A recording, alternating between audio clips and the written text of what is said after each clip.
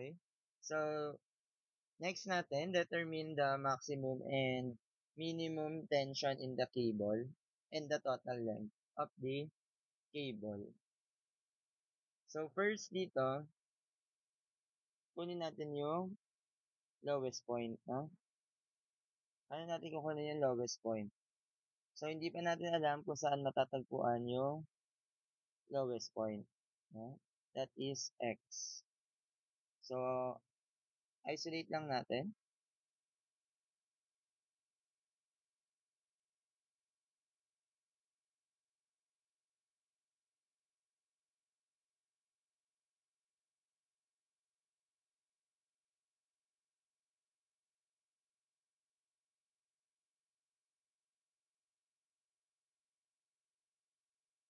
And imagine.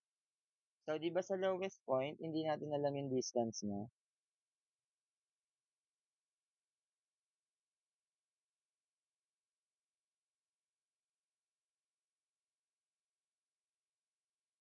And then, dito, ano yung distance niya dito?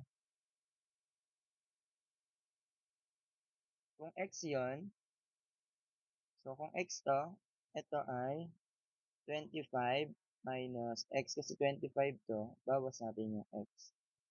So, that is equal to 25 minus X. Tapos, meron tayong matatagpuan dito na minimum tension, Tmin. So, same lang din dito. Ano dito si Tmin. Okay lang. And then ito, this is W. Magkano ba yung W natin? 25. May given ng W ko. Walang binigay. Huhulaan natin.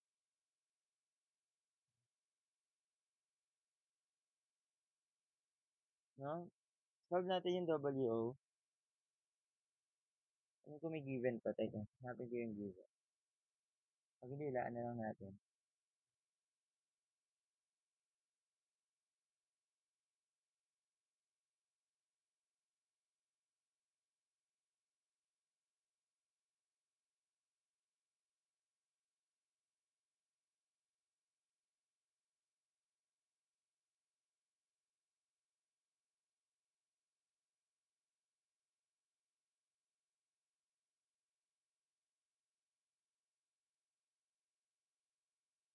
Wait lang, no? Hanapin ko.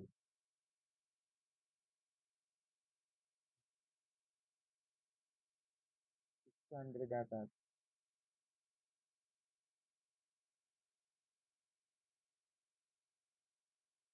600 pounds per foot.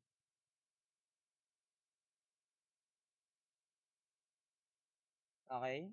So, given yung W na 600 pounds per foot. So, how to solve for ano? So, di ba meron tayo din dito na TA, Y, and then TA, X. Dito, TA, TBY, TB, X. Okay lang? So, pwede tayong mag-moment. Pag may question na pa, open mic na lang. Sa moment sa A, para makuha natin si Tmin. So, summation ng moment at A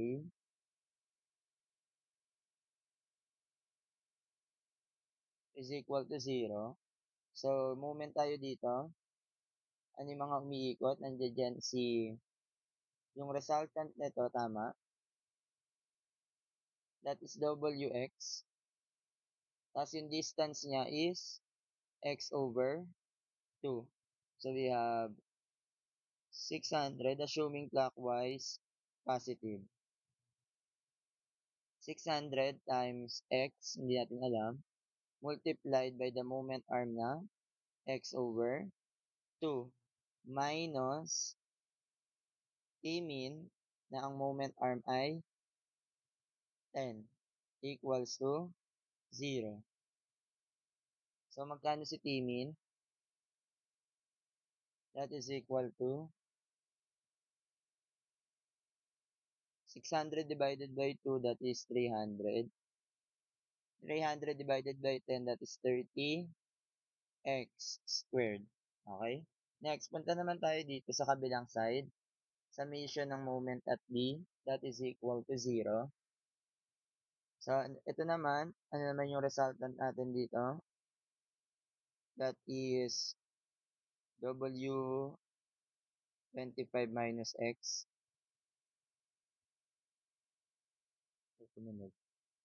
So, that is equal to T min. So, clockwise positive assuming. T min multiplied by 15 minus 600 times 25 minus X. And then the moment arm na,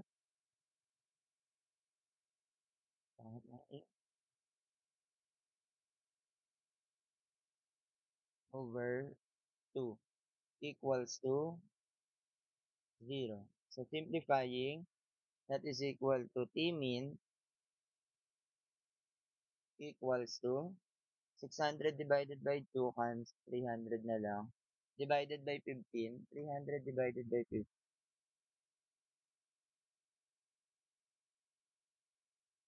20 ba?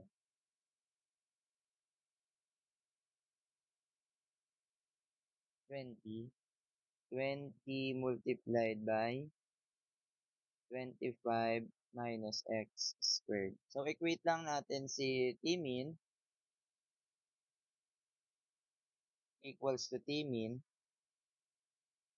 So, that is equal to 30x squared is equal to 20, 25 minus x squared. So, magkano si x? Shift solve nyo na lang.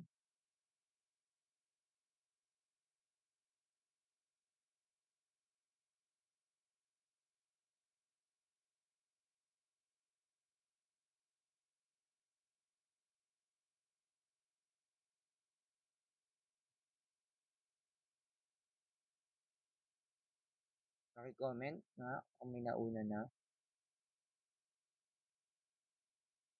May mali. Hindi siya found.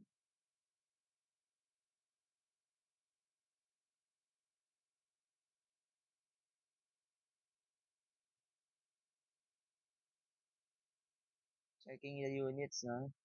Meters po. Feet po yan, no? So, that is 11.237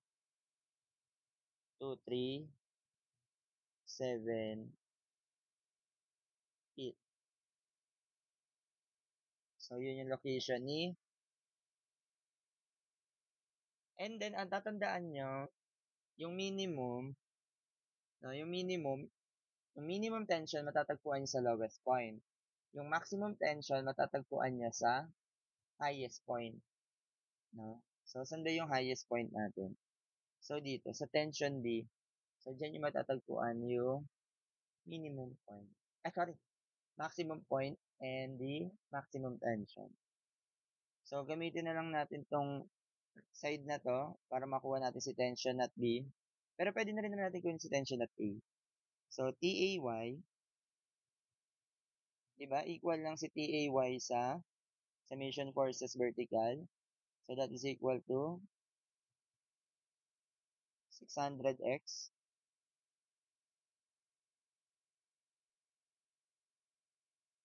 So, magkano si TAY? 100x. So, that is equal to 1123.724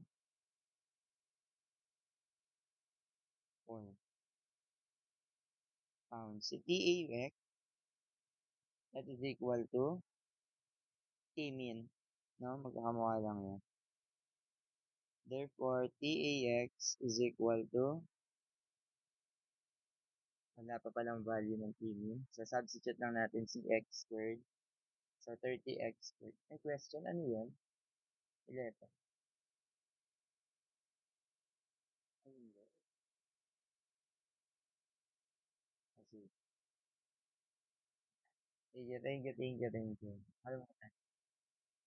Sige, next. Okay lang.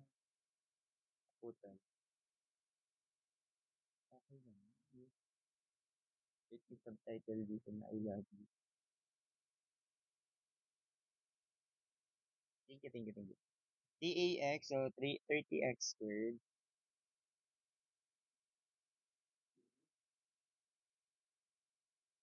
Ay, hindi ko lang kamaya. Magpipicture ako. TAX, magkano si TAX? That is 30x squared.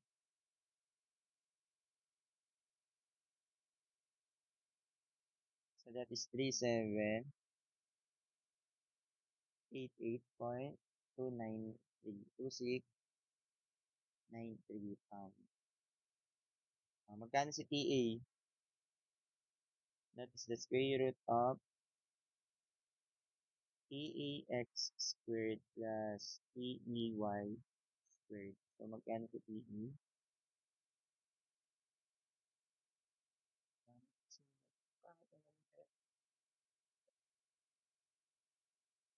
That is equal to 1123.724 squared.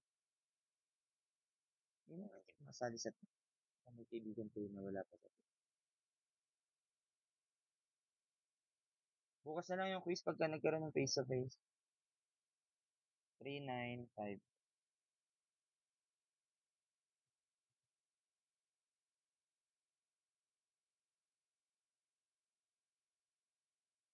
Okay.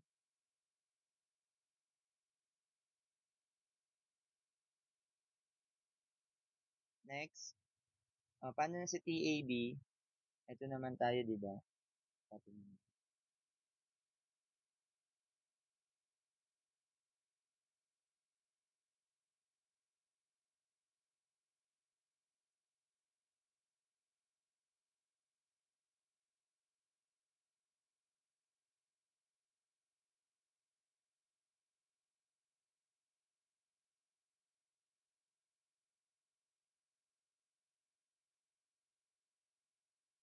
Next. Tmin, magkano din Tmin? Equal yun sa TAX. So the minimum tension is equal to 378.2692.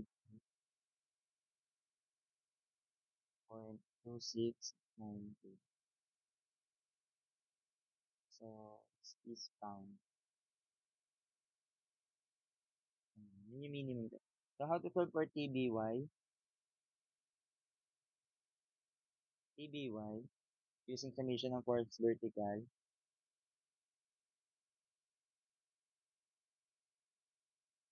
is equal to 600 times 25 minus x. So, TBY, that is equal to 600 times 25 minus x. So, that is 8257.653.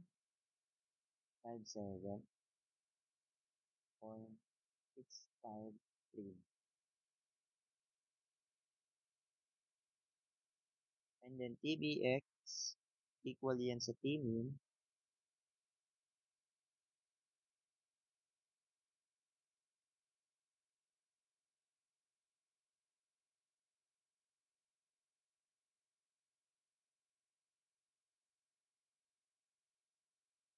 So, magkano si TB?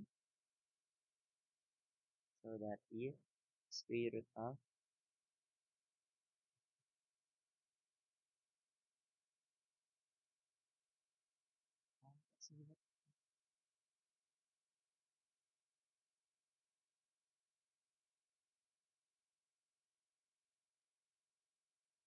so, magkano? Square root of 2257.653 square that 718.6. So, that is equal to 9085.1435. So, ito na yung TMAC.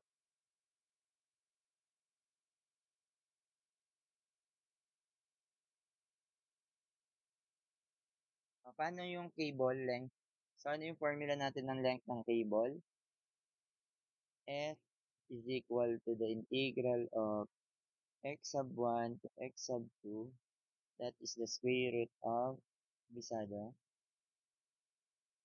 1 plus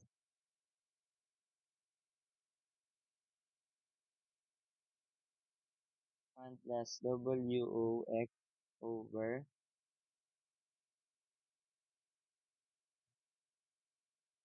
tama ba yung formula ko? Nakalimutan ko ata. Paki-double check or baliktad.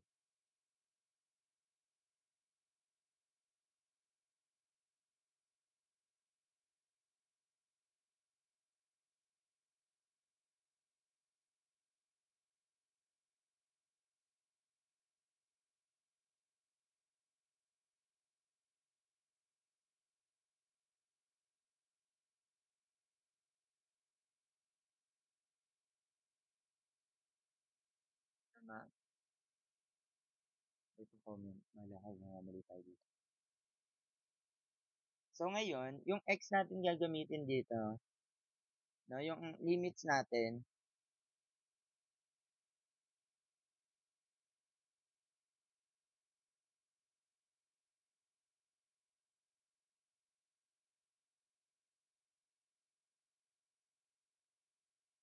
yung x natin gagamitin dito, di ba ito yung magiging vertex natin? Ito kasi yung 0, 0, no?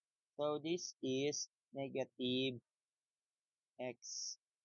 Tapos ito, yung magiging distance naman natin ay 25 minus x. So, yung magiging limits natin ay,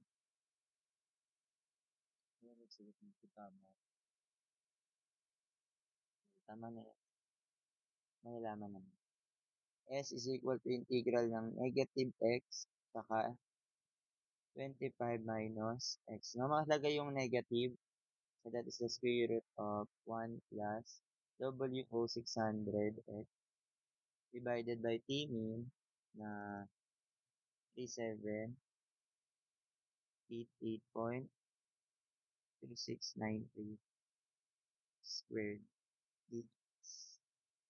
So, magkano si S? Input nila sa calcu, that is equal to the integral of square root of 1 plus W 600x over 3788.2693 squared from negative x to 25 minus x.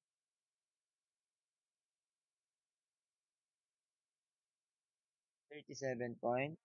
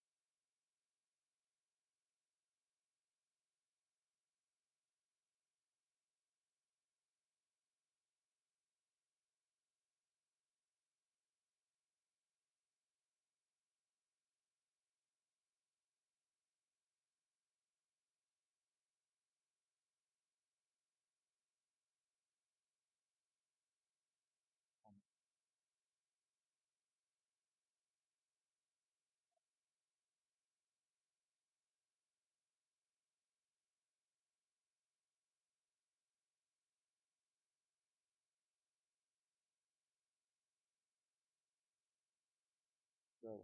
Take it.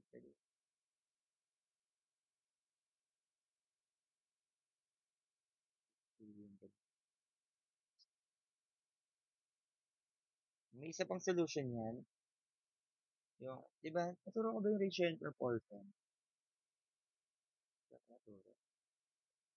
So, pwede nyo din gamitin yan ng ratio and proportion.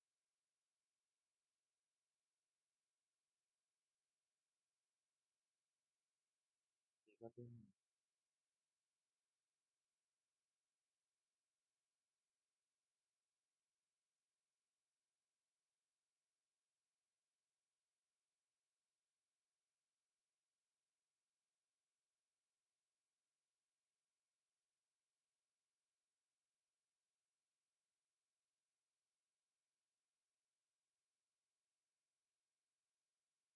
Okey. So, paano siya pagka yung puwede niyo 'tong gamitin sa lahat ng ano niyo, ng lahat ng cables na parabolic. Sa parabolic lang, again, parabolic na lang puwedeng gamitin.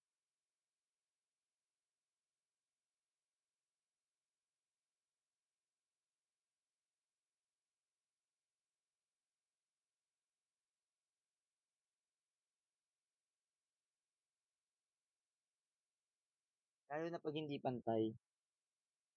So, 'di ba naalala niyo naman yung square property of the parabola, 'no? Puwede niyo 'tong gamitin. So, 'di ba ang inaano natin x squared divided by ano yung y niya, corresponding value y, that is 10, 'no? So, kung ito ay x, ang corresponding value niya nito ay 10. Ito, 25 minus x, ang corresponding value niya ay 15. So, that is 25 minus x over 15. Tas ito may squared. So, magkano yung x? So, strip sum x squared over 10 equal to 25 minus x squared over 15. Strip sum. So, nabibigay niyo din na 11.237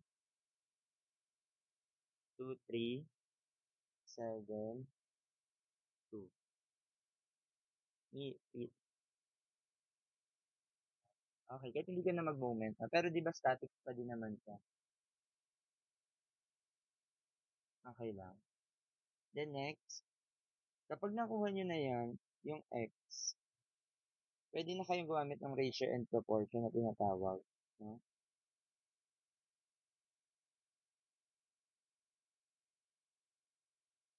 Okey,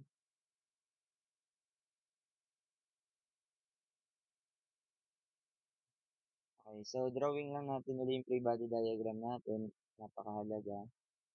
This is equal to T min, and then nandito si TA.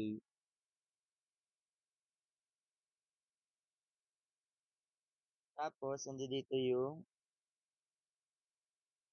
resultant natin na WX, 'no? This is X. Tapos gamit yung principle of transmissibility, yung line of action nito ay magme-meet sila diyan, okey lang. So, magiging concurrent force pala siya, 'no? So, magkakaroon tayo ng puwede tayong gumamit ng triangle method, 'no, naalala yun? So, we have the WX, tapos meron tayo dito na Tmin, and then Tips.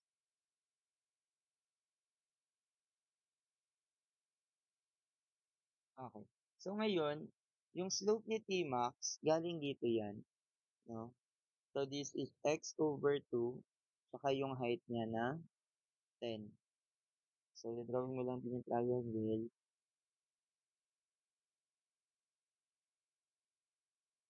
This is x over 2. So, magkano yung x over 2?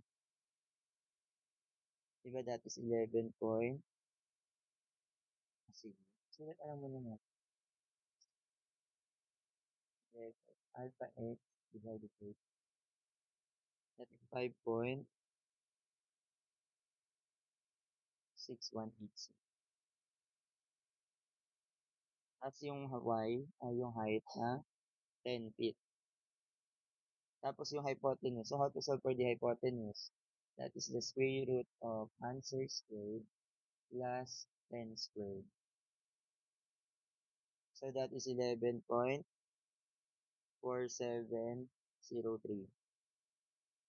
Start ko na lang sa A. Okay.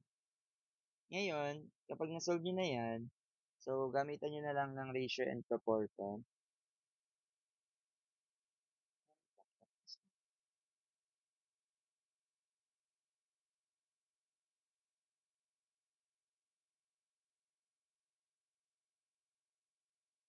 So, ratio and proportion lang natin, tama? The Tmax Saan natin siya i-ratio? Sa hypotenuse, 11.4703. Si WX, saan natin i-ratio? Sa katapat niya, tama? Tmax dito, WX dito. That is 10 equals Tmin, i-ratio natin dyan sa x over 2.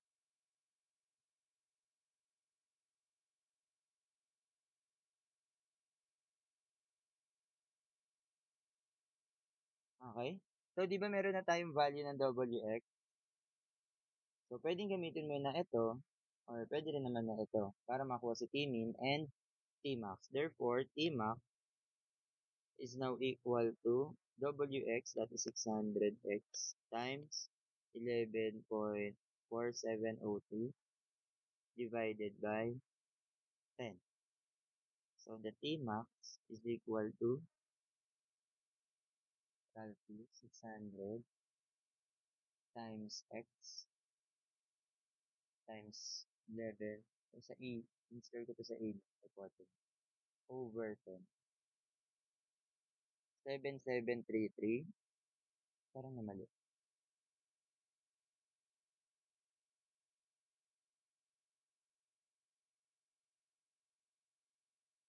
Ano ba ka? Wala naman.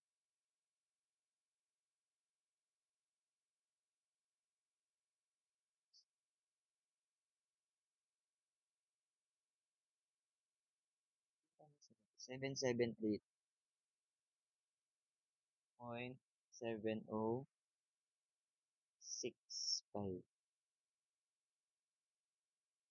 Double check natin to. Balikan natin. So that is 625 minus.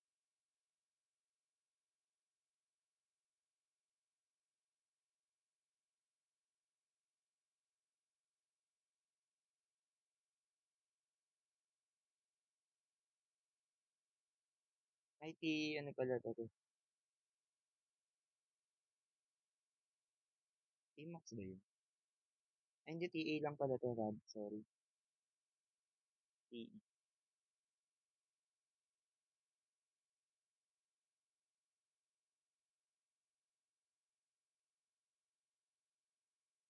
Okay. Ba't na yung TA ko di? Double check natin TE. 600 times 8. Ay, galing to. Yung TY natin. Sorry, mali to. Tuloyin ko to. So that is equal to 6742 point. Ilagay kong value dito. 3461. Now, dito yung value ng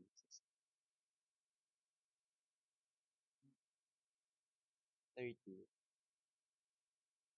Well, bagay na lang natin. And then, that is 3788.2693 squared plus 6742.346. 773. Buti na lang hindi ito hinahanap, no? Baka mamali kayo. So, pag-check din sa calc, yung nagkakamali pala. So, punta tayo sa Tmin. So, how to solve for Tmin. So, ratio and proportion lang din.